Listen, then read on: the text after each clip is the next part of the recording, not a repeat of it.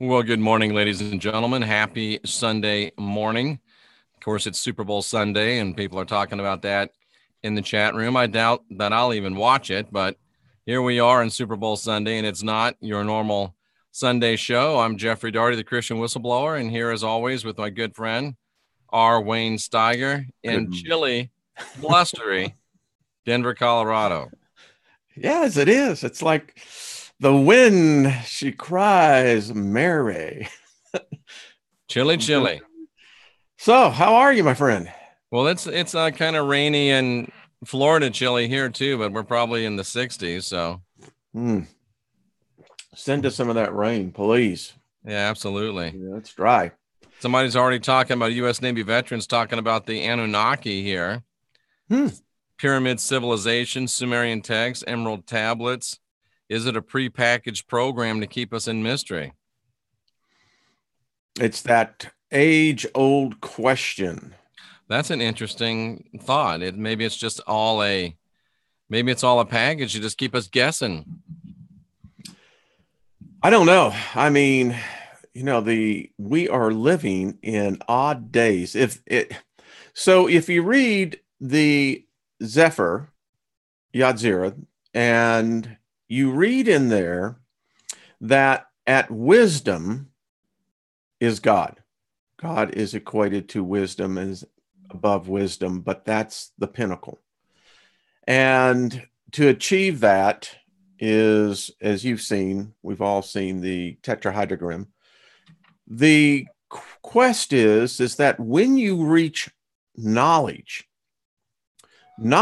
can only be obtained by understanding. But here's the problem. With understanding comes confusion. And I guess that's somehow another how we managed to go through this mind coitus maze that, I guess if you'd reach the end, you're going to reach that attainment. And we do have to be a little bit discerning, I think. I think he brings up a good point. There's so much information out there. It's very easy to get into information overload. It's very easy to get into paralysis by analysis. So we got to get to this place, I think, where we learn to filter out what's true and filter out what's silly and kind of get ourselves focused on the things that matter most. I don't know how that's done, but I think it's just something that's intuitive, and we can waste a lot of time. I have a cat, I don't have a dog, but I've watched dogs chase their tails, and they're moving really quick, but they're not going anywhere. Yeah, and I think I was this morning as I was getting my tea put together. So knowledge, our species, Homo sapiens, have a tendency to rely on what they have already learned. And that is the problem, because then we establish that as the foundation of fact. If I challenge you and say, well, I don't believe in God. There's never been a God that has ever showed itself. There's no God, no man who has met any God. You cannot show me any picture of a God. So how can you justify that there is a God, right? You can't. So, you can't say that knowledge is thus all learned. And that's where you really get into it, because then that requires you, Jeffrey, is to go and you have to begin to hear and see every different perspective. And that's where it gets weird. And you know what? I was just thinking, maybe even truth can be a hindrance. I mean, the Christ said, you will know the truth and the truth will set you free. But there's a lot of truth out there that I don't think I really need to know. There's a lot of things out there that I don't really need to understand the inner workings of, the whole truth of. I need to focus on the truth that I need to help me complete my ascension. And I'm beginning to think that ascension is not so much a journey up as it is a journey within. So I don't know, maybe even truth can be confusing, as paradoxical as that sounds. Well, I mean, if you read the Emerald Tablets, Thoth, as he descended into the halls of Amenti, It was as he descended down, did he find the dwelling place of the gods. And, no man had ever made it down there and back. And I believe Thoth actually made it well over many times over. But let's talk about truth. I recently. Can I say something about Thoth before we leave? Yeah.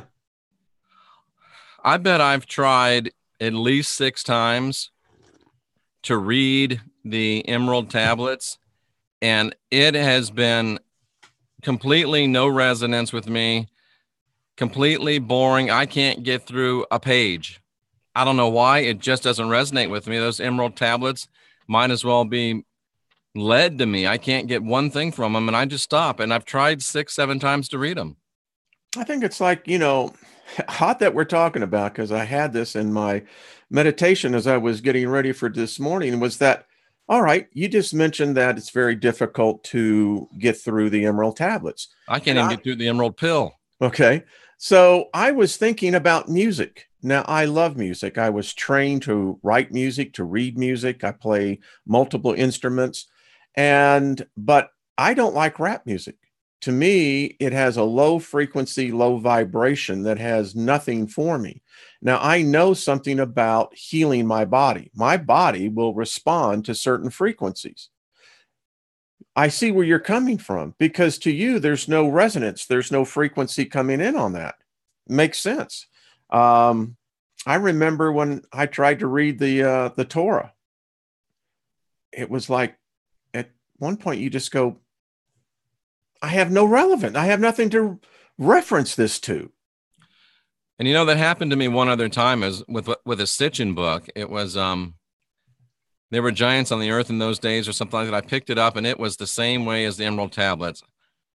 This is the most boring thing in the world. I'm not going to read it. And then I was writing my book, Serpents and Doves in the Garden of the Gods, and I picked the book up again. There were giants on the earth, and I read it in like 3 hours. It was just so exciting and so powerful and so moving to me. So I think that there's a time and a place. I mean, I hate to crib a note from Solomon, but he said, unto everything under the sun, there's a season. So it just depends upon, I think, where you are and where I thought the birds wrote that. Your harmony, your vibration is at the time. And I just haven't been vibing with the Emerald Tablets of Thoth yet. It's a fascinating read. I actually have a couple of the prayers on my other whiteboards. It's powerful stuff. It really Glad you feel that way, Wayne. Well, I look at everything in life in not through the same pair of glasses, so to speak. And it's quite fascinating as you begin to see around you. Oh, I bet.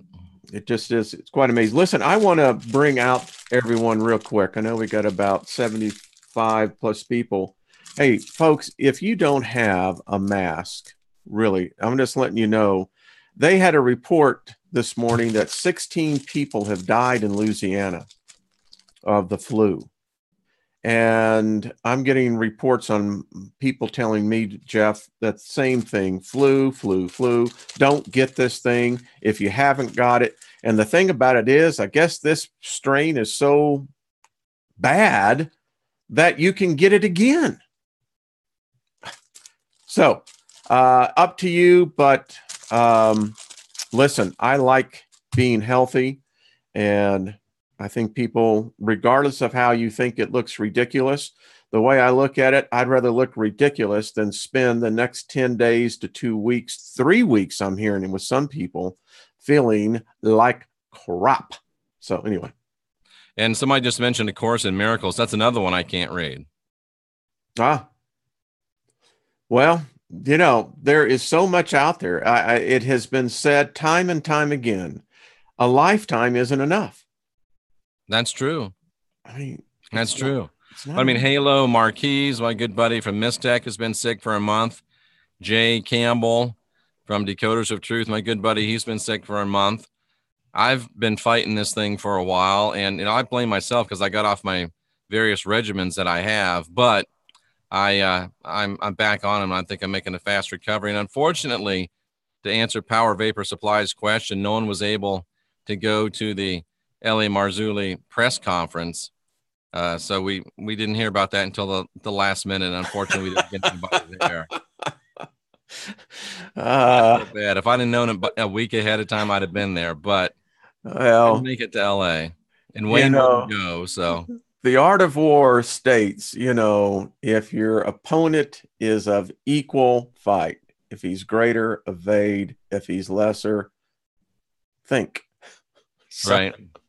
I was just reading that today. I was just reading part of The Art of War. It's a great book. Great book. It's a great book. I required it of all of my sales executives. If you didn't understand The Art of War in sales, yeah. Do you know it was originally translated by a Jesuit? Doesn't surprise me. Yeah, not at all. Craziness. Doesn't surprise me. So craziness. Then, that brings into the whole topic about how you look at manuscripts. Every manuscript has the DNA of the person writing it. And here's what I challenge people all the time when they say, well, read your Bible. Listen, I've read that thing don't need to read it anymore. The point is this: no matter who wrote it, you're still getting the interpretation and the DNA of the energy of that person's impression. And you're saying that there is somehow this divine whatever that is somehow guiding it. Well, it's interesting as I began to think, isn't spiritual writing much the same way that you could say how much of the Bible came about? You mean automatic writing? Yeah, automatic writing. Well, men of old wrote as they were moved by the Spirit. Sounds like automatic writing to me. Does to me too. Because otherwise, everything that we hold sacred in our library of knowledge is literally contaminated. Well, we have to be discerning on it, that's for sure. Yeah, but the point I'm trying to say, Jeff, is that you would always have the words are that individual's soul impression. Now, you and I are friends. We talk multiple times during the week, but yet you have your spear, I have mine. And when you write, I have to say, well, yeah, that's my friend Jeff. That sounds like my friend Jeff. Interesting. What do you think about Mr. Marzulli's elongated skulls from Peru? Well, I mean, if you still buy into the construct that Homo sapiens are the only bipedals that have ever lived here, good luck. I don't. I happen to think that the evidence is overwhelming that we're seeing and learning of past species that have interbreeded with the Homo sapiens, and it goes back. You can go back to Neanderthal. You can go back to Cro-Magnon. All these species of us lived. We know that. And to say that there is in fact, I did a program, Jeff, over on my channel on the fact that if you look at us, when they broke the Human Genome Project 1, and they broke our genetic code, and here's the strange thing about it. We are a hybrid. We today are hybrids. We're not pure humans. And that's the problem. They teach that in the Vedic as well, is that today we are most likely, in fact, I was writing this down. This is very odd how all this is coming about. We most likely are like the 100th millionth version of the original. Interesting. And that what we are today is collapsing. It's why our lifespan is so limited. And when we broke the genetic code, scientists had to set aside, and people say it's 6%. Actually, it was almost 7% of this material that had no reference to anything on planet Earth. And That led to now where they're doing the Human Genome Project 2, where they're now breaking down the mitochondrial DNA. And what we keep finding is that no matter how far we dig, now how small it is, there's more information, Jeff, than scientists.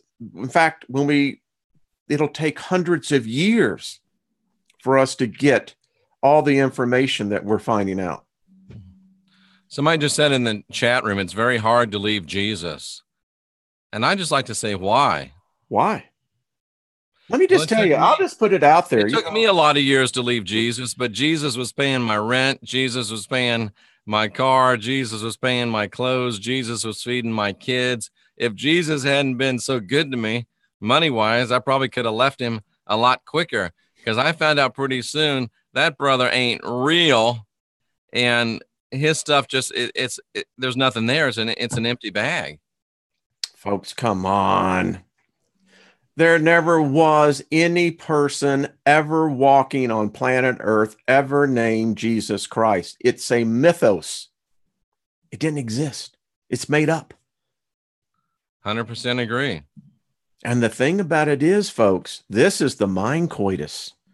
This spell is a very recent spell upon our species.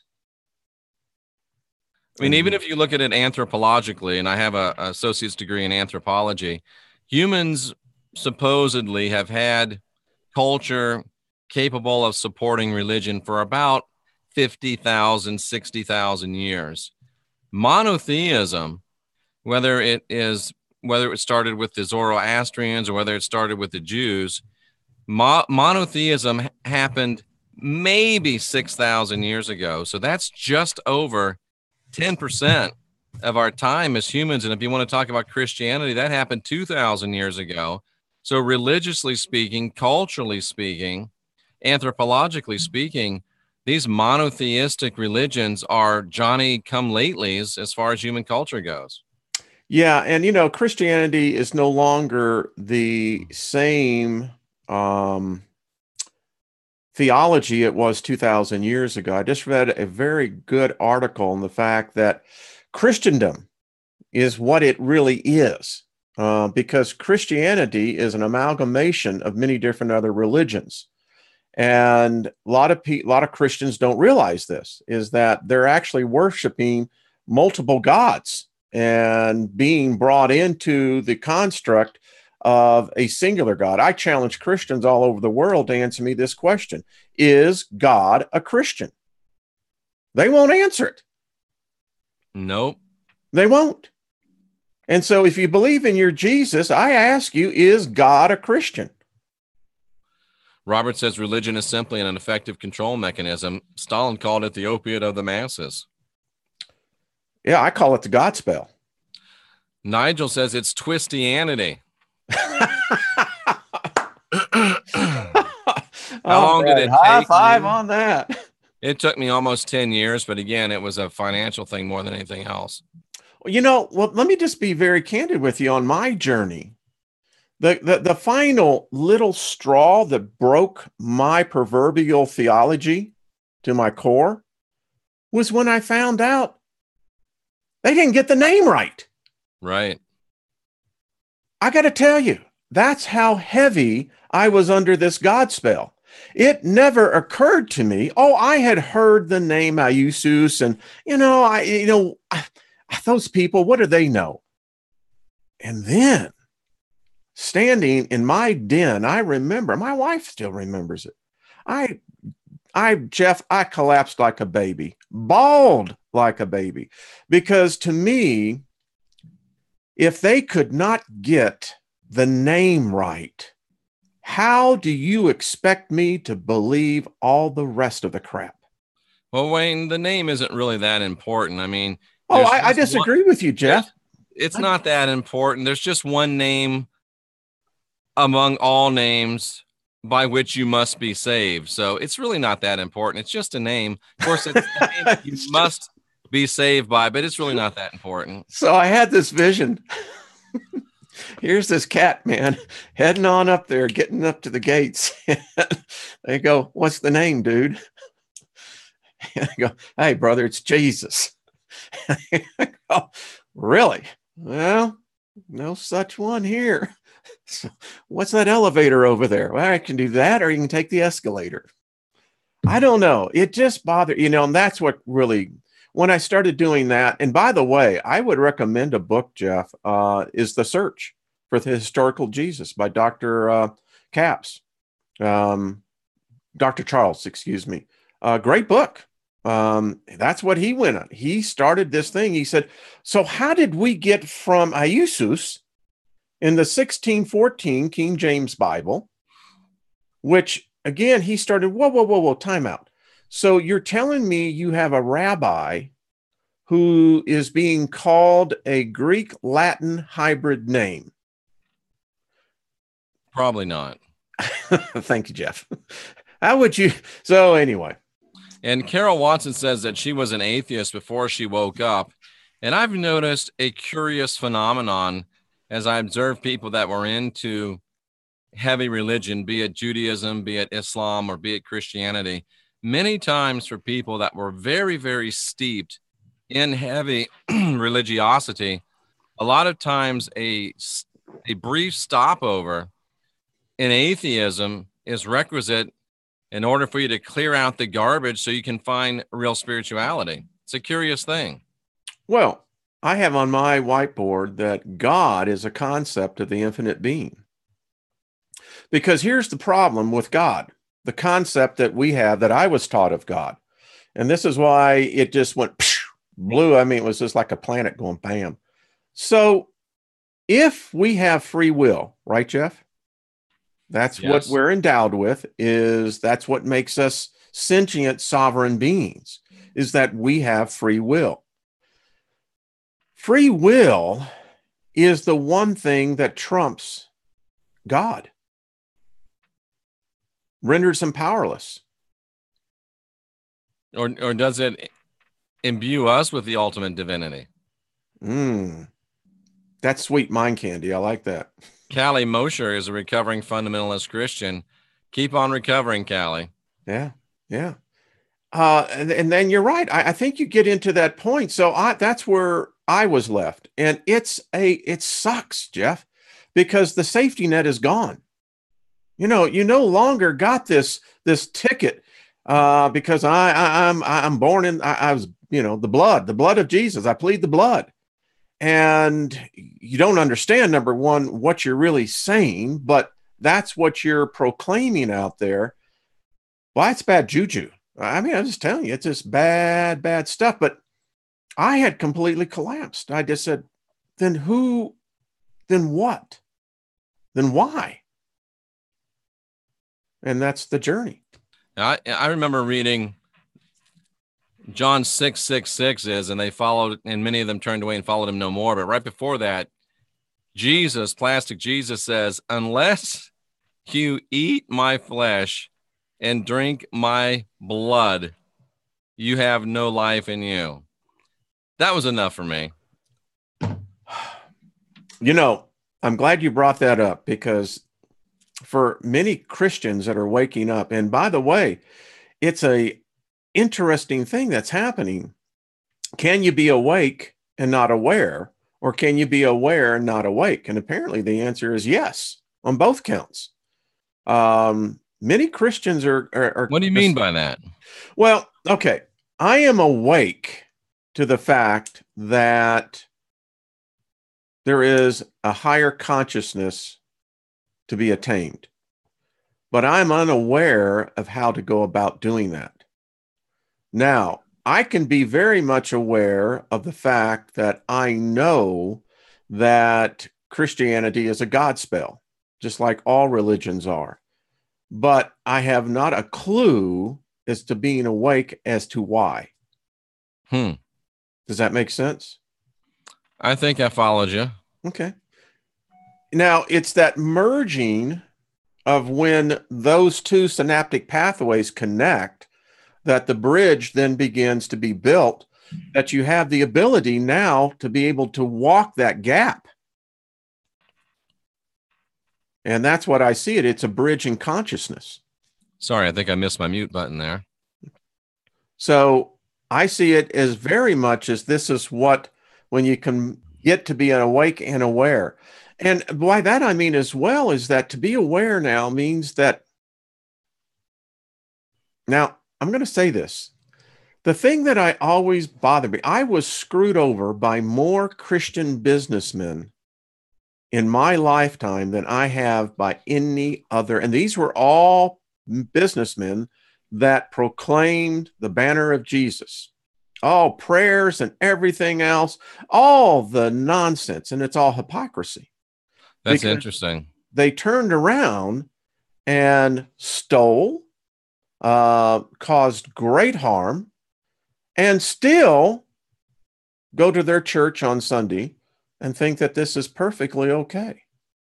Wow, that's just crazy. This is something that's come up in my mind lately, and somebody's mentioning in the chat room that God is dog spelled backwards and talking about the dog star in the constellation Sirius. That interests me.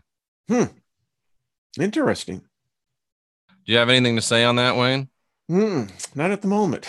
That's interesting. God is dog spelled backward, the dog star in the constellation Sirius, and then you get into Anubis in Egyptian lore. Yeah, okay, now I'm following. I just had to pull up the file. Gotcha. And did you know, somebody sent me this a couple of days ago, I just did a show on it yesterday, I think. Did you know, Wayne, that the original Hebrew text says that Moses, when he came down off the mountain receiving the 10 Commandments, grew horns out of his head? Okay. Horns like a bull. The thing that...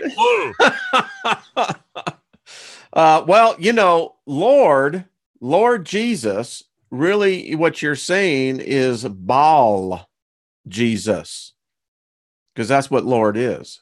Lord is Baal. Now, right. I always found it interesting that it also said that his body was transformed. He had to wear a veil, apparently, because his skin was as bright as it illuminated. Well, see, that's the verse, but the word actually that they render okay, so you're saying it really means horns. He grew Holy crap! Horns. Yeah, that's what the original Hebrew says. He grew horns, and it makes sense because he came down, he had horns. They're like, cover those jokers up. You're scaring us. So was he Apis, the bull god, Moses himself, or was Yahweh Apis, the bull god? It's really interesting stuff. But the Hebrew literally says that Moses' skin grew leathery and he grew horns, and they were still growing when he came down and talked to the people, and they were so freaked out. They said, look, you got to cover those things up. Well, no matter. Now it makes, when Job, where it says that Satan came down, not Lucifer, Satan came down and, wanted Moses's body. Dun, dun, dun, dun. That's interesting too. Well, and it just connected with me. I mean, that's the Job is, not Job, not what am I saying? Job, the book of Jude. That is, the book of Job, the Lord did come as an adversary, or yes. Satan, and that's true. Was disputing with Job. Yeah, that's true. And the book of Jude, where Satan came down, argued with Michael, I believe is what it says. Am I correct on that? I don't have, He disputed with him over the body of Moses. Yeah. I wonder what that makes sense. If that joker had horns, we didn't want anybody showing that. Holy crap. I wonder when they dig up the first. Whoa. Now, let's just talk reptilian. They have mummies down in Egypt. They said the first pharaohs were not only giants, but they have found some that actually had protrusions. What do you mean protrusions? Like horns? Like horns. Oh, wow. And Moses, of course, was from Egypt. So was Moses the god Apis? And I've even wondered, was there even really a Yahweh? Was it Moses all the time? I had this email exchange with a very smart woman who found my study on the book of Samaria. She went out and got the book, 39 First of Recorded History. And she said, I found your question that if you're believing in a God, then why would that God's name not be somewhere in those Sumerian tablets? Otherwise, this God came out of nowhere. Now, she said, you challenged me, because apparently she was a very fundamentalist Christian as well. And she said, you're right. She said, this God we're worshiping has to be a Sumerian God, and it is either Enlil or Enki we are worshiping today. Every Christian that goes in, every Muslim, every Jew, every Hindi, they have to be worshiping where it started from. Have to be? Well, where's the other evidence of the names then? I just don't. I have a hard time saying it just because it's the oldest that it's right. I mean, it could be just as wrong as the newest. It just happens to be the first time. Let me retract the statement. It does not have to be, but the evidence would begin to point that if you can't find the name of your modern day God in something that's only 6,000 years old, what happened? That's a good point. That's a good point. I mean, it's not that long ago, folks. And why did they go out of their way not to pronounce the name? Was it really just because they wanted to keep it reverent? Was it really because they thought it was so holy? Or maybe they didn't know it, or maybe he didn't even have a name because it was Moses just doing a smoke and mirrors thing. Apis. I don't know. Maybe Moses was not about to say to the world, you're worshiping Enlil.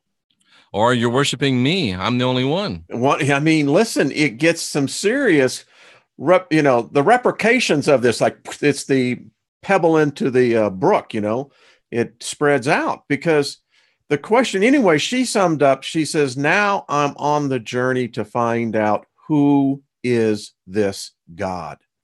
Good point. Terry A. asked, when did they first go from multiple gods to one God? There's some discussion of it. It was either Zoroastrianism or Judaism about 6,000 to 10,000 years ago. That was the rise of monotheism.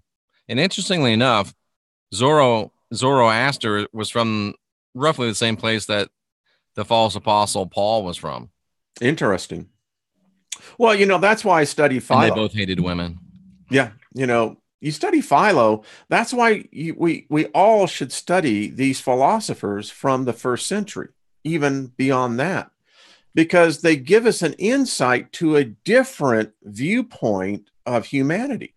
And, Jeff, that's really the problem with Hellenism, is that really, no matter how we slice it and dice it, we're still under the effects of Alexander the Great. Oh, absolutely. He went through the known world and then breached into the Eastern world and brought that, and he was successful in Hellenizing every region he conquered. And died of gonorrhea. Wow. That's just crazy. Avery from the Lois show, who I was privileged to have on the other night, says that the other fallacy of organized religion is that there's only a male voice. Yeah. Think about how many female voices are missing from the Bible. For example, in fact, there's even that one verse in Revelation that says there was silence in heaven for half an hour. And Wayne, we know that that's proof that there's no women in heaven. I'm going to say something that's probably going to piss off a lot of people, but if you take this monotheism approach, it's really homosexuality. Because the female it's certainly is removed. Women hating. Wayne, I just have to ask, why do you ladies continue to go to churches that say you should not speak, that you should only ask your husband, that you should never have authority over a man, and that you're so sexually immoral that if you didn't have a man, you'd be screwing every single spirit that comes along? Why do you still go to those churches? And men, why do you still allow your wives, your sisters, your mothers, your daughters to go? Don't you care about them? What's wrong with you people? I feel better now. Well, yeah, it's good because that's what we want. Listen, it just gets to me, Jeff, that this is crazy stuff. I mean, the female is gone. I was taught. Ooh, Wayne. What's that, brother? If you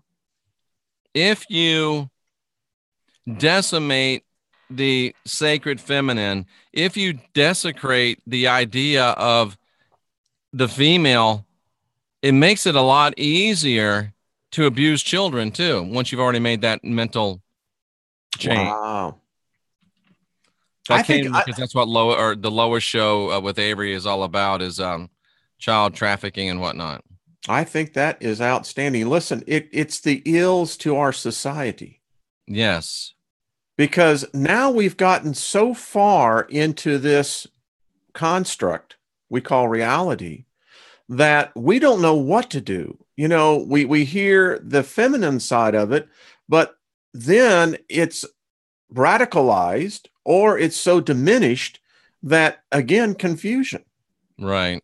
And I just want to make sure that people understand that there's been some statements in the chat room about homosexuality, and I myself personally don't have any problem with people that are homosexual. They're welcome here. I don't support any bashing of homosexuals or lesbians or any people like that. They're welcome here. I'm convinced that the gods of the universe really aren't that interested in what humans do with their genitals. That's just me.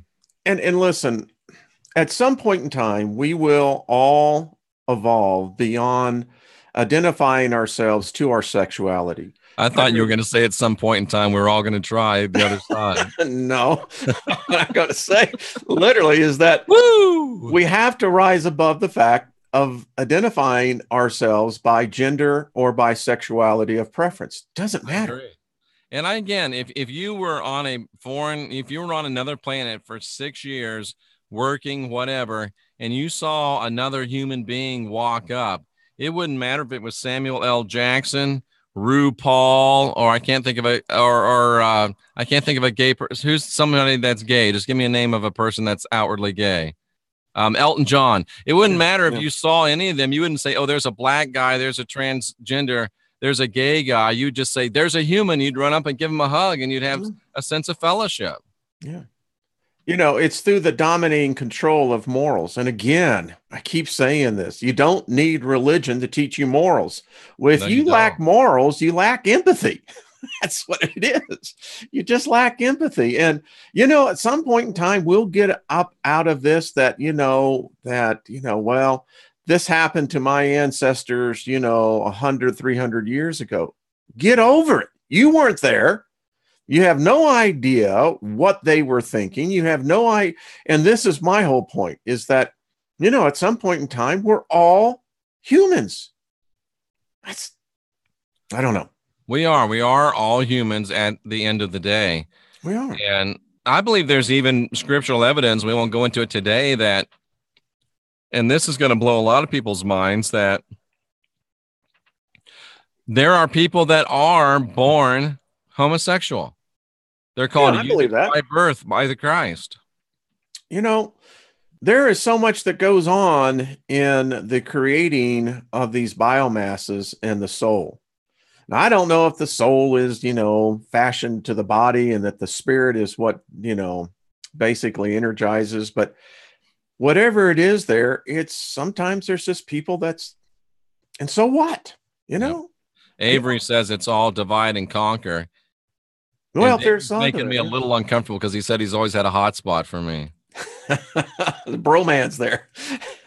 Gay men seem to like me for some reason. I'm not sure what it is. It used to bother me, but now I just kind of take it as a compliment. Hey, just give him a high five,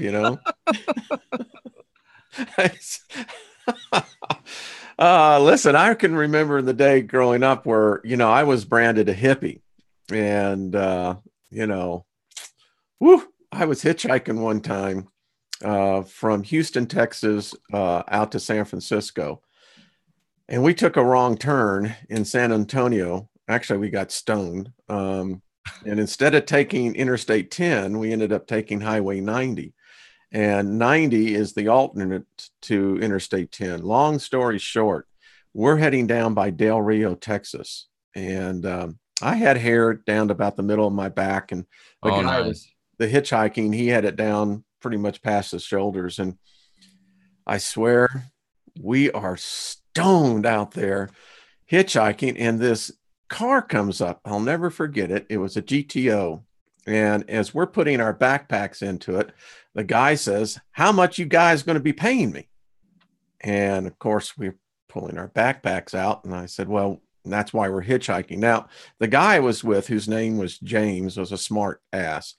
He says, it takes a real dumb blank to really not figure that one out. And so this guy, he's about 19, says, "Well, y'all look like y'all need a haircut."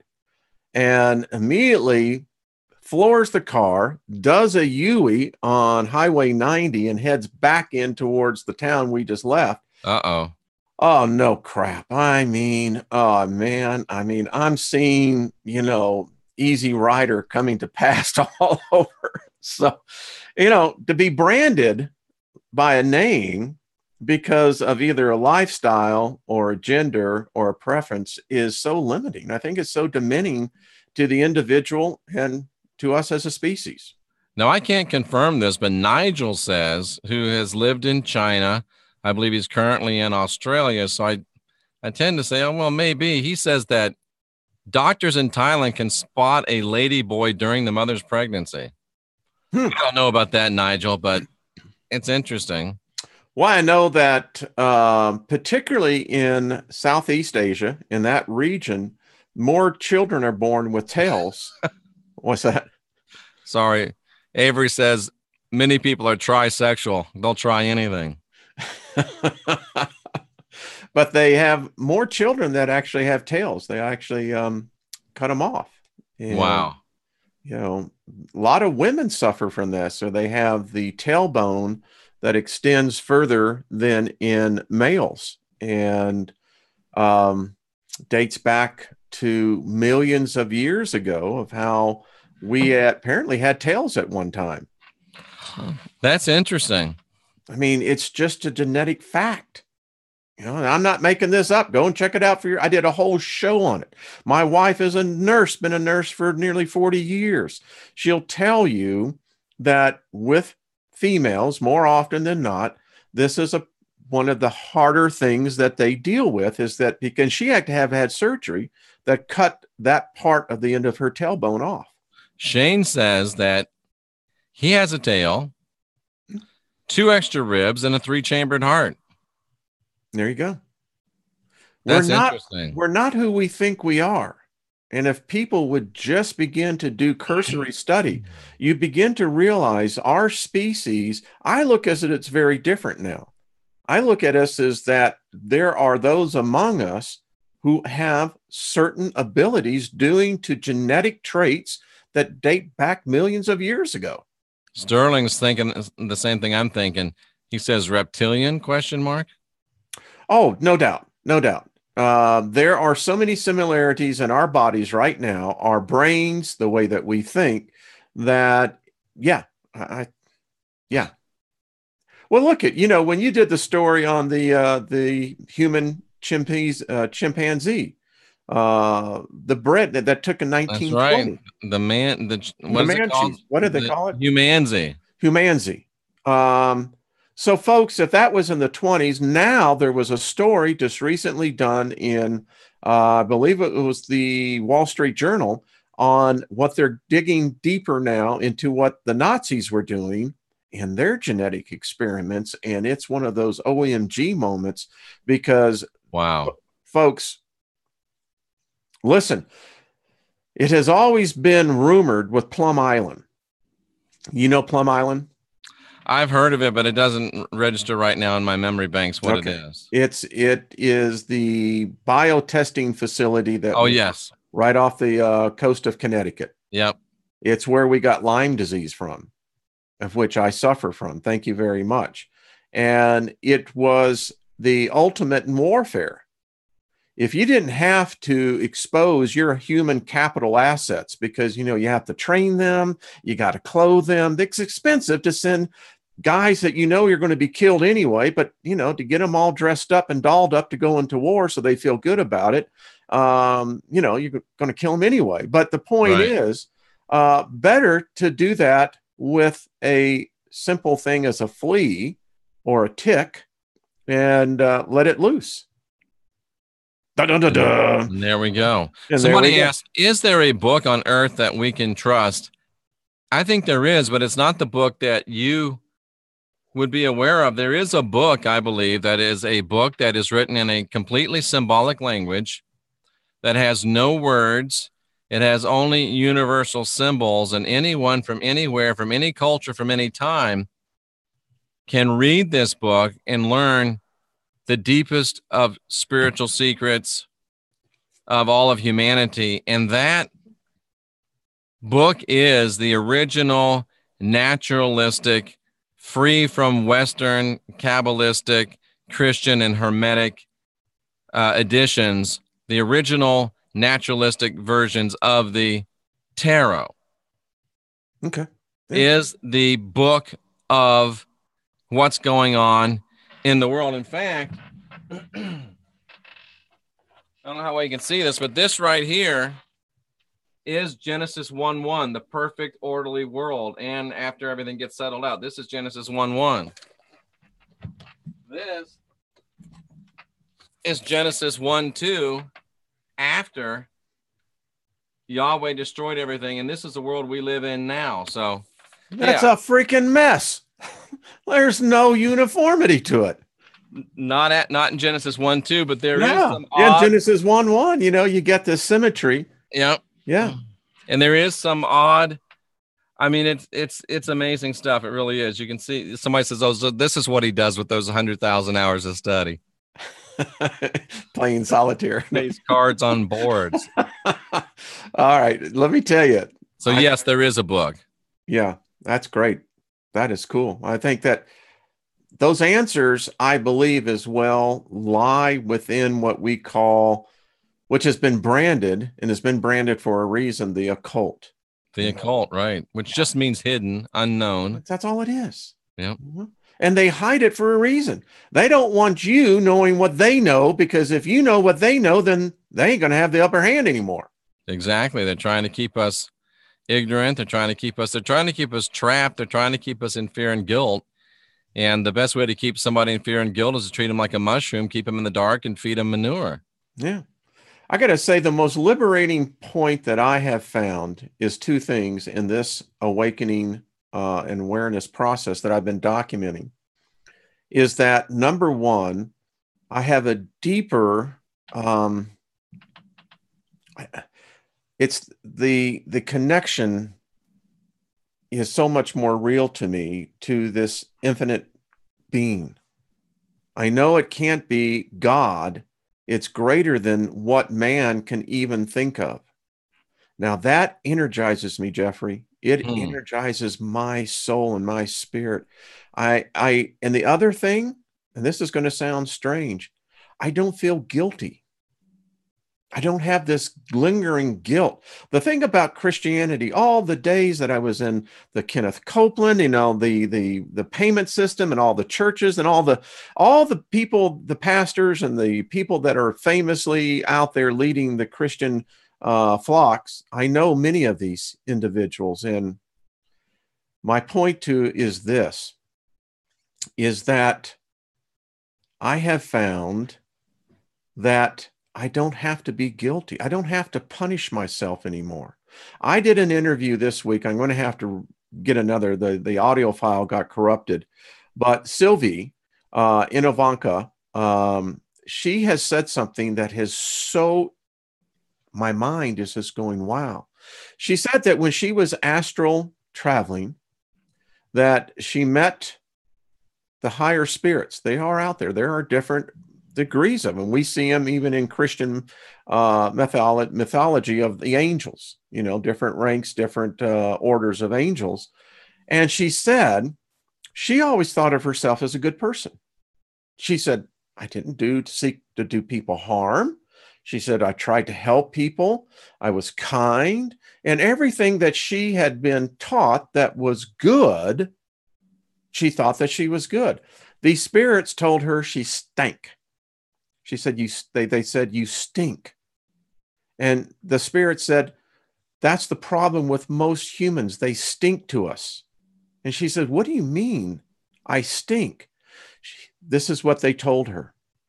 They said, when you condemn yourself, when you talk negative about yourself, when you condemn yourself, when you judge yourself, when you cannot love yourself, it puts an odor out into the spirit realm and you stink because you are debasing and defiling the very thing that is the purest of all. That is the human spirit.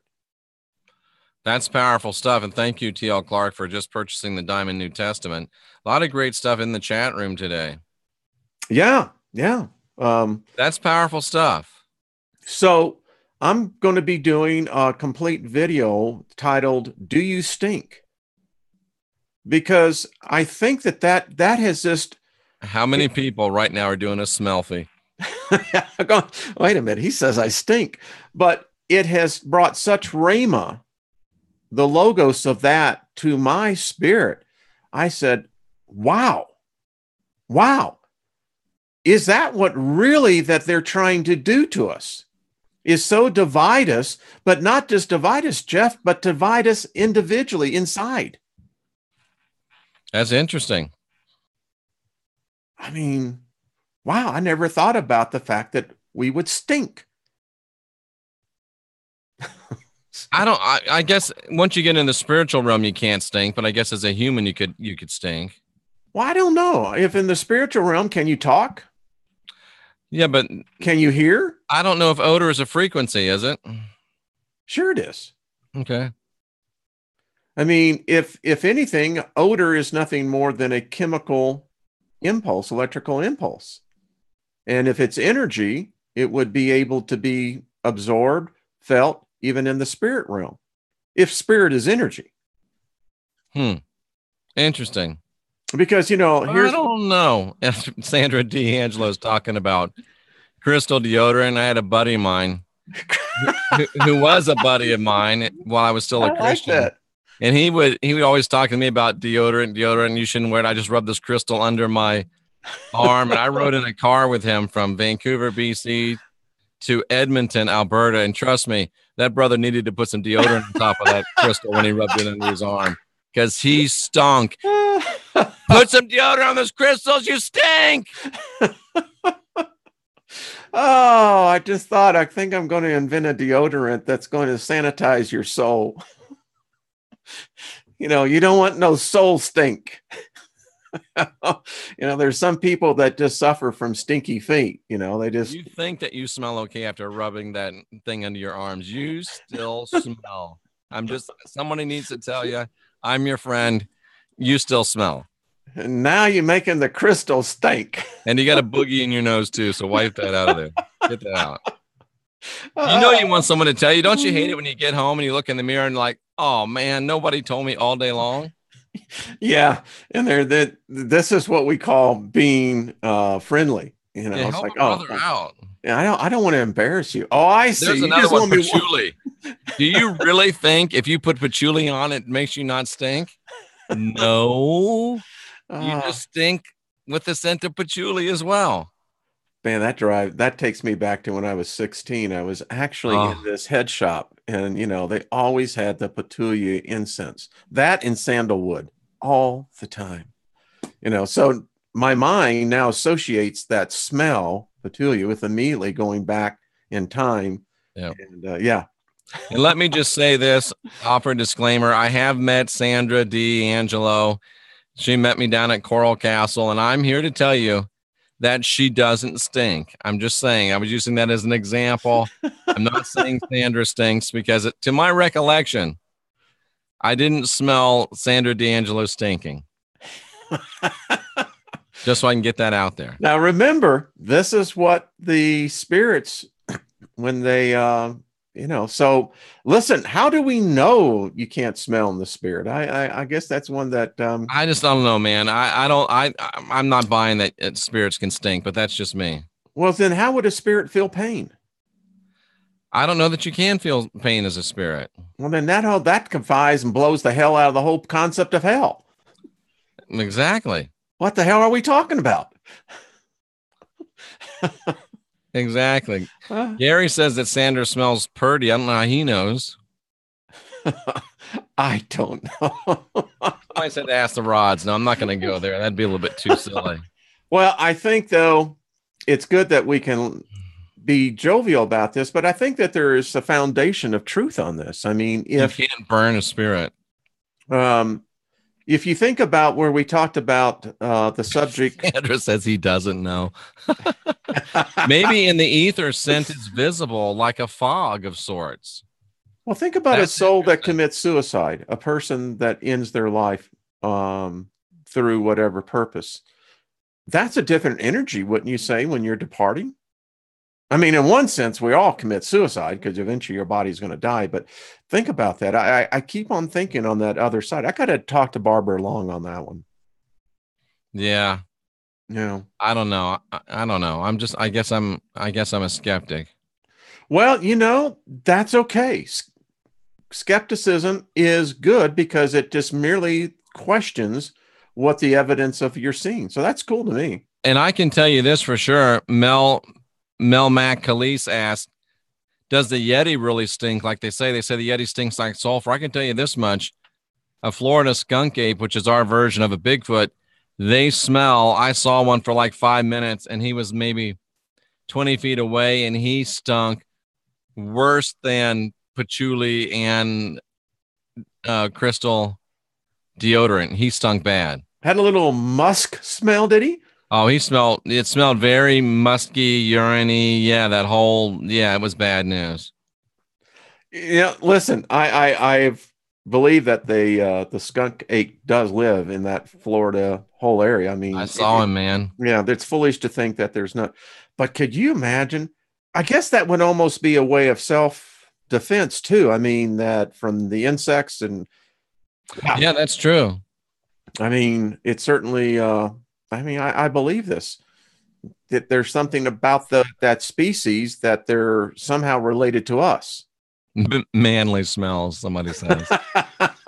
That's the original Old Spice. That is he was spicy. I'll tell you that much for sure. He was spicy. Ah, now I know where they got that from.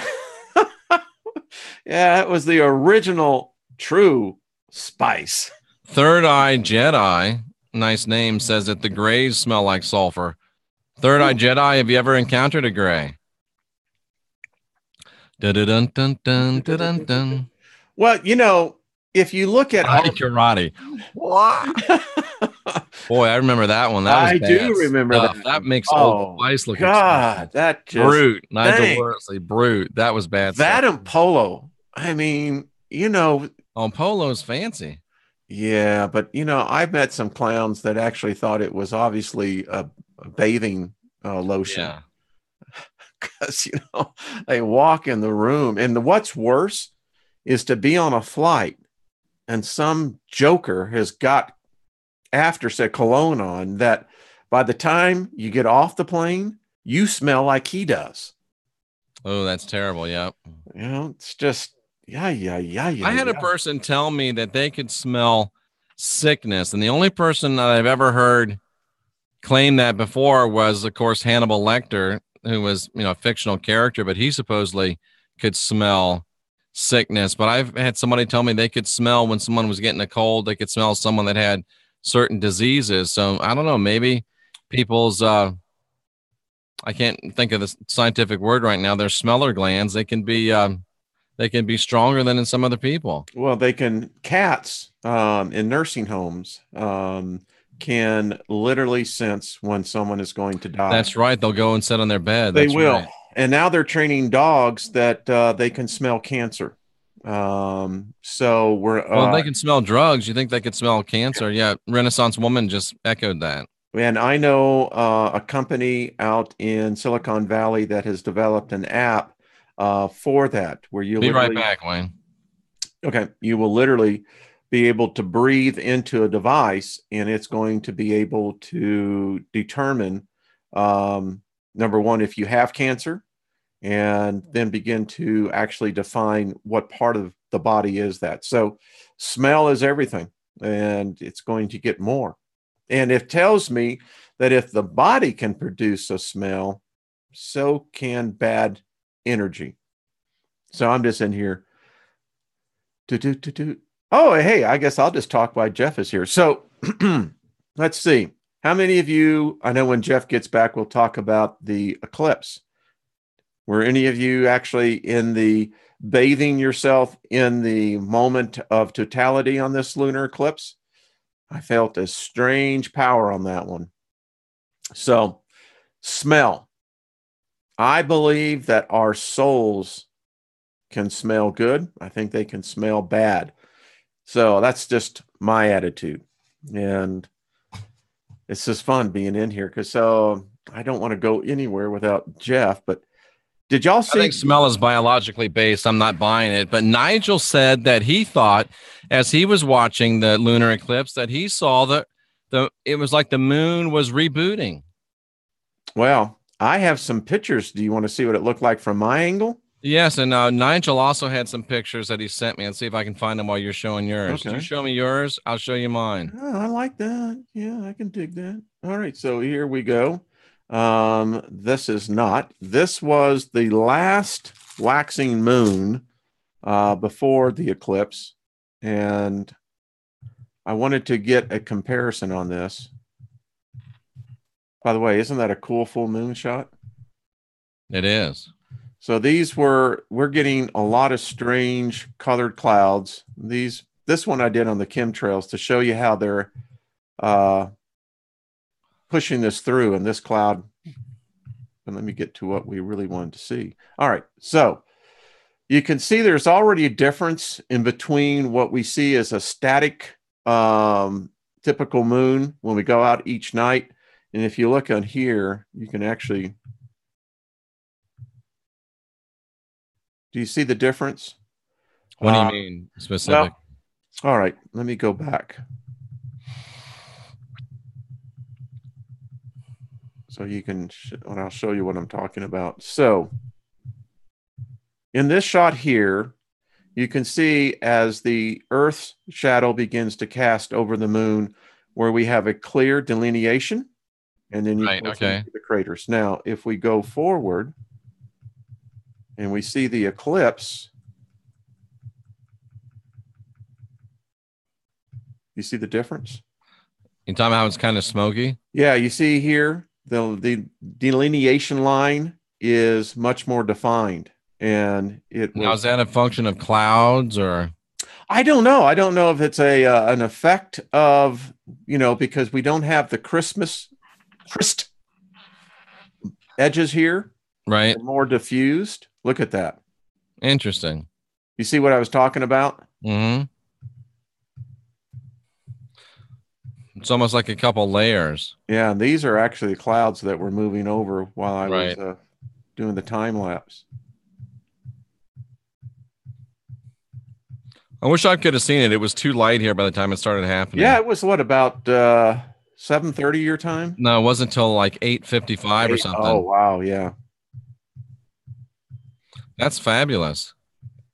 Look at that, Jeff. I was focused in on just getting right at, there it is. Yep. So this is the energy, and then here is that totality. Right, and there. You said it felt good. I got to tell you what, my whole body was tingling. There it is. I actually, in the video, I'm making commentary at this point. It was the weirdest. It felt good. It just felt really good. It felt cleansing to me. But anyway, so. And the solar eclipse made you sick. It did. It did. I did not enjoy that.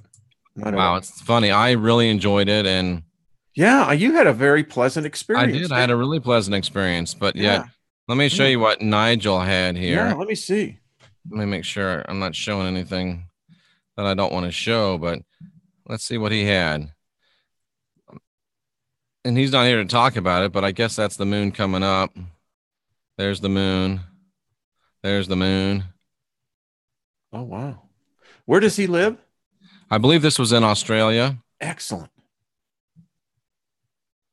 Now, interesting was, I don't want to get into a flat earth thing, but wasn't yours the exact eclipse opposite. Coming from that way and his eclipse is coming from that way? Exactly opposite. Yeah. Wouldn't that kind of talk about a round earth? How about that? It is exactly opposite. Look at that. That's fascinating. But Nigel's contention was that it looked like it was shutting down and rebooting. That is just fabulous, Wayne. It's the eclipse is coming from the exact folks. I think we just proved the globe Earth, and I don't know if Nigel meant to do that, but that's interesting. He actually said that it looked like it was shutting down and rebooting. Well, it doesn't surprise me. It doesn't That's surprise powerful. me. And of course, it's set behind the mountains, right? I didn't get to see the second half as it was coming back up, but that's interesting. I like it because it shows you that he lives on the opposite side of the world, down under. That's right. He would naturally see a different perspective. So that, I think we just proved the globe Earth. Yeah, I think we did. And succinctly, by the way. Yeah, it's hard to argue that. I don't know. I'm just saying. It is hard to argue that. But it's funny that the solar eclipse to me was exhilarating. Yeah. You and I were talking about this prior, but the shadow snakes, the shadow bands they're called, or shadow snakes. Yeah, just light snakes. That was probably I can still see it, Jeffrey. I can still play that piece of memory because I was standing. Did you lay a sheet out? Oh, we had a sheet and we had the quilt out there, Yeah, but where we were at, it was disorientating. It was very weird. It shows you what light is, though. It really does. Yeah. I mean, so yeah, I found the lunar eclipse. I got to tell you, it felt like energy to me. It was, I was standing out there. It was 17 degrees. I only had my socks on because I had the camera set up and the other camera on this side. Now, let me stop you right there, Wayne. Tell me you were wearing more than just socks out there. Oh, yeah. Okay, good. Yeah, we're in Colorado, but we're not quite that point. But the point was, you didn't have shoes on. I did not have shoes on. Gotcha. Okay, I feel much better. And at that moment, I didn't feel cold. Rocker chick says only socks. And they were colored too. Anyway, but yeah, it was a very, I have to say, I'd never felt that before, and I've filmed lunar eclipses, but this one was cool. Anyway, I used to do sun gazing a lot. I used to always do it nude, but I was in a place where I could. If I did it here, it would cause, I'd probably get arrested, but and I mean, nudity isn't a bad thing, but we just can't handle it. And I mean, I'm one of the ones that can't handle it. Yeah, anyway. 17 years old. I was camping with my cousin up on the Yuba River, and we had to hike in. She had her boyfriend, and I was with another person. And you have to hike in about a mile on the Yuba River from the road. But when you get down into the ravine, and if anyone knows where the Yuba River is in California, there was a nudist camp in there. Nudity was allowed. And yeah, it was the first time I found out that there were certain parts of the male anatomy that could actually get sunburned that should never see the light of the sun, Well, when you've got skin that's never exposed to the sun, Wayne, it's going to get sunburned very quickly. Yeah, it's a new experience in just how nerves can actually let you know that they are there. I bet you. And I bet it was real interesting when you started peeling. Oh, Cool Beans says roasted wieners. It was a beautiful area there. When those glaciers had moved through there were redwoods that literally hung out over the river, and they were as big as 3 or 4 homes. They were just huge. You could walk out onto the roots, and yeah, it was very cool. Interesting. I don't get these folks, and with all due respect, these folks that say that, I heard it about the solar eclipse. I'm seeing it about the lunar eclipse, that it's not real. It's a program. It's not the moon.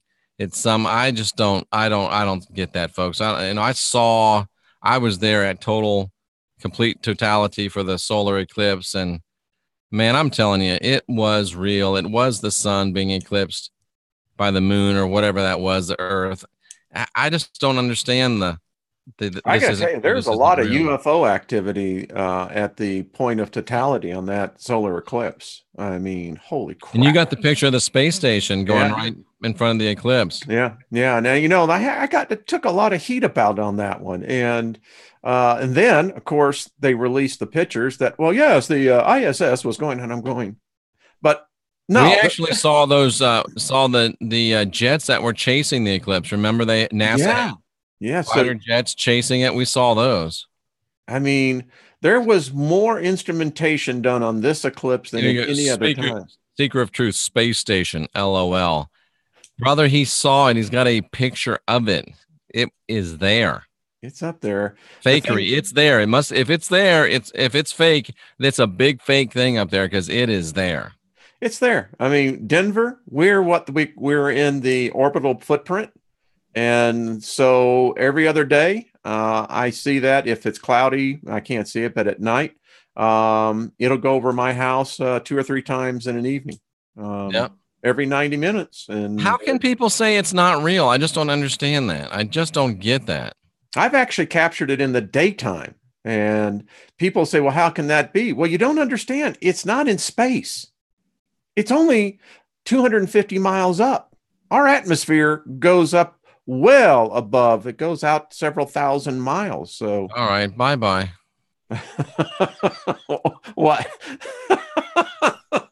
See ya, Felicia. Bye bye. Bye. Well, I'm thinking of Tombstone. Bye now. Well, bye. Crazy, man. There's multiple Uh, items in low orbit. That's true. yeah, There's a I lot of mean, items up there. people don't realize that there are companies that what we call low orbital satellites. Right. And they're not that high up, but they're still enough to be up in orbit. Okay, Wayne, what about the sun and the moon simulator?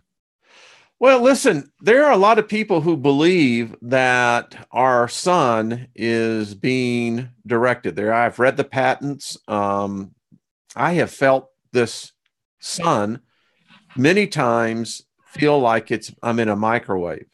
And Have you ever been in a microwave, Wayne?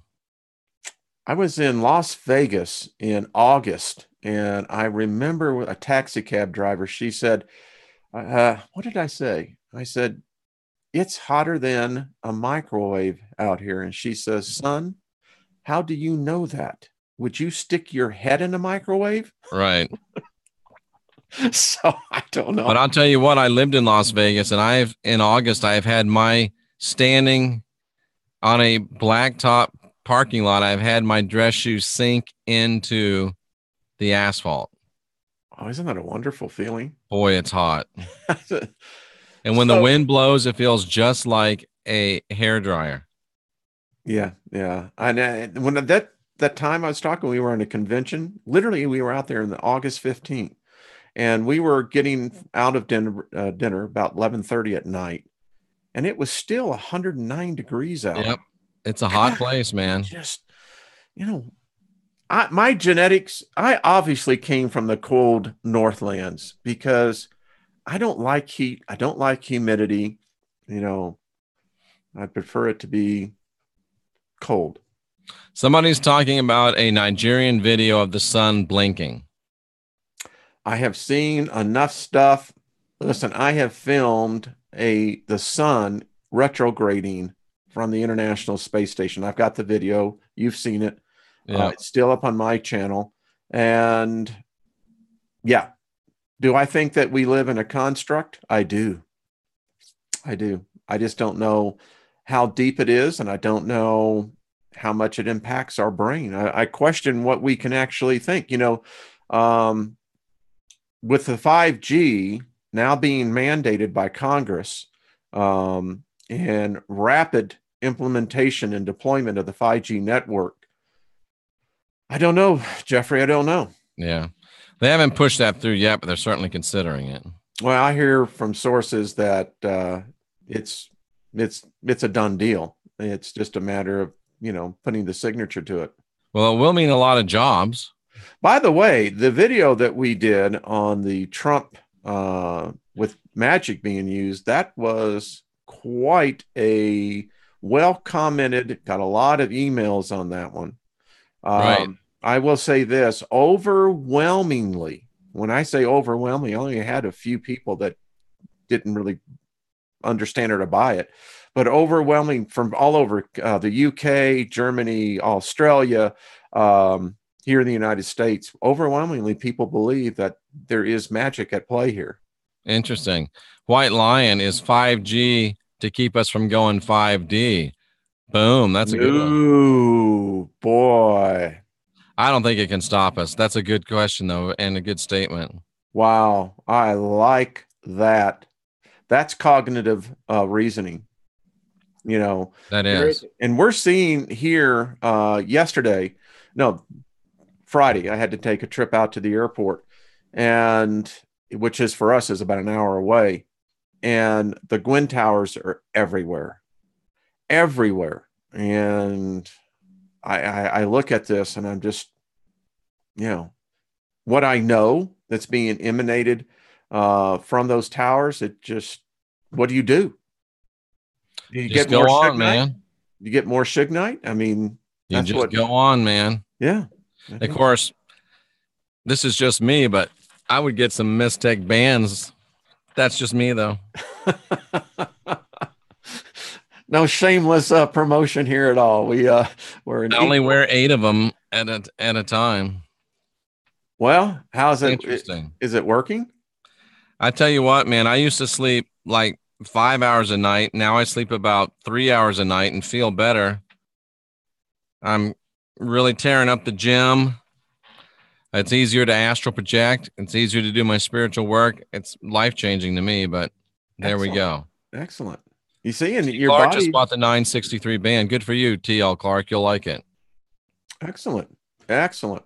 Well, we got lots of people here that can testify to it and see it.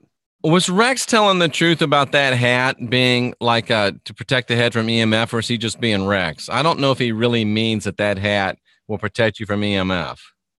Nah. No, I don't think. I think that's just Rex being Rex. Like that. He's being funny. I don't think the hat will really protect you from EMF. Speaking of which, let's see here. Don't tell me you got a Rex hat over there. Oh, no. Although that has got to be the next thing, I got to tell you. So I just want to make sure that, see. I do have my Shun Guide on, though. You do? Good. I do. Good. I always wear it. There it is. Yeah. See, Wayne, I listen to you sometimes. You're the one that told me about Shun Guide. It works. You see, and look at, I have it here. So literally 20 feet less than that. I really think he was kidding, Crypto Starling. I could be wrong, but I almost think he was kidding. Huh. You just go to my website and click on the Mistech logo, and that'll take you right where you need to go, and I get you a 20% discount. What are you beeping at there, Wayne? Looking at the EMF radiation. So, this is right where I have, because I got shungite right here around my workspace, and it's virtually stays now. So this is what it picks up, as you can see. Oh, nice. Almost zero. Yeah, then watch. You can see how this stuff works in waves. So this is right near me, but if I go literally 3 feet past me, so yeah, that's what's doing. Interesting. People keep asking. Let me just show this real quickly, and we'll get off of it. But all you have to do is go to my website, which is jeffreydarty.com. This is it. Click on that, and it's completely directions from there. Oh, look, it's Jen Fisher. So there you go. Oh, I can't wait to get my order. Absolutely. I can't wait for you to get it either. So yeah, I just don't know about the whole, there's no space station, the eclipses are fake, and yes, you can ship to Canada. Someone wanted to know what brand this one is the, I think it's Meteoric. and that's METERIG. Yeah, everyone should have one of these. When we go traveling, it's quite interesting because you go through heavy concentrations of, and I'm thinking about the poor bastards that have to live underneath that. And I'm going, wow. Yeah. Yeah, Rex just bought an expensive one, I think. Yeah, he did. Don't take one of these through security with it turned on. They won't like that, huh? Don't like that stuff. I get all Twitter pated. Interesting. Anyway, well, this has been fun, Jeff. I have to say, this has been an absolute blast. Now are we going to do a video on, no, excuse me. I was off on a different thought. Do you still have the Faraday cage, Wayne? I do. Yes. You made one to put your stuff in, right? In case of a whatever. Yeah. Yeah. I got. What do you think of Organite? I don't know. Don't know enough about that. I think it's good stuff. You got to have it made according to the right formula, but I think it's good stuff. Interesting. Now, do you get that from a crystal supplier where you can make it yourself? But it's resin and crystals and metals and minerals, and it is supposed to be remarkably effective for EMF protection. And I've heard from multiple people. Yes, Cynthia, it's very hard to do. I've heard from multiple people they make these things that they call chem busters, and it's great big huge organite. And if you put it out by your house, it supposedly will kind of punch a hole up so that the chemtrails don't come over you. And every time they've done it, I've heard this from 4 different people, that they get the black helicopters showing up when they put it out. Interesting. It's very interesting. That's alchemy. Nigel will have to meet up with you when you come to Clearwater. That is alchemy. Let me look into that. It's very, very interesting. Yep. And I think there's chem busters. You can find them on if you search on the internet. Organite. Right. And then chem busters. Okay. But they are hard to make. Some people have tried to make them, and it's tough. Why black helicopters? Because apparently they can sense, they can read the readings that are being put off by these ghosts or by these chem busters, and they can see that, oops, some reason it's not working here. I guess they can read it, and they come and they check it out. And somebody gave this to me at our event in December. I think Brian from Tactical Sovereignty gave this to me. Listen, our concept of energy, our concept of electricity, the concept of how frequencies are emitted, we're as babes. We don't understand that. Now, I think to our military and others, yeah, I think they got a bet much ahead of us, but that shows me right there that we're interrupting the frequency band. Absolutely. Yeah. Which is great hope for us. Maybe our last defense. It may be. Maybe. Okay. So there you go, ladies and gentlemen. Well, we've had show. Thanks for being here. It's been fun. It has been fun. Yeah. Just hope everyone else, and I've looked at the chat room. It's good conversation in here. Now, these are the kind of chat rooms people can have fun in.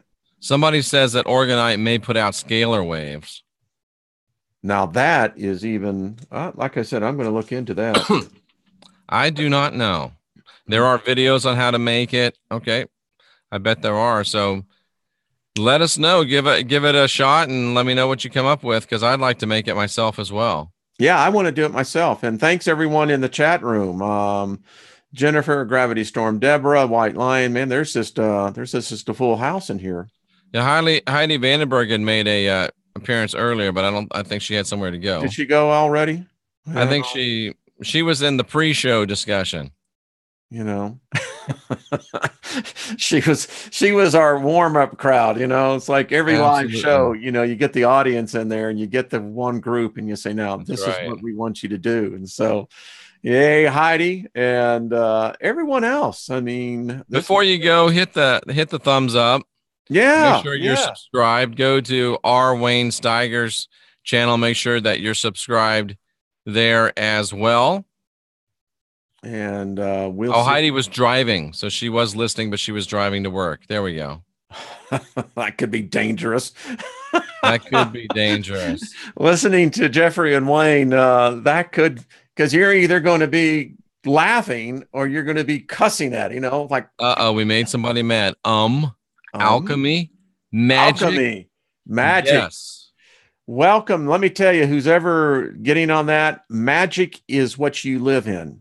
You never have immersed yourself out of it. That's what. Did you not notice the crystal ball by my left shoulder? What? Yeah. So let's get the update on that now, because I still haven't. I haven't done anything with it yet. That's a beautiful. That's a powerful instrument there. It's nice, and I've got so many things going on, so many balls in the air. I just gotta. I'm gonna do it. I am. I'm gonna do it. Well, whatever they may be, I've only had it for 2 months. Well, seriously, it's gonna. I know it's not. It's very pretty sitting back there, but it is nice. We'd like to see it. You actually turn it on and drive it. Right. You don't turn them on. They're just. No. That is a metaphor. But fire it up, absolutely. Yeah. Charge it up. I need to do it, and I will. You could have sent it up here to me, and I'd have put it and immerse it in the middle of the totality of the lunar. I already did that. I did that. Excellent. It was sitting out there. Yep. All right. So it's all charged up and ready to go. All right. That's what we want now. It is all charged up and ready to go. Exactly. All right. All right, ladies and gentlemen. Very nice to have you with us here today. I salute you for being here, seeking after truth. Hope you'll continue to unindoctrinate yourself. Visit R. Wayne Steiger's channel, Heidi Vandenberg, Channel 27, Rex Bear, Leak Project, Overwatch channel. I know I'm forgetting some. Well, you got Sandra D, you got Jennifer Collins, Trisha G. It's all of them. Yeah, we love you all. Trisha G, absolutely. Check them all out. Nice to be with you, and we'll see you again real soon. Bye-bye.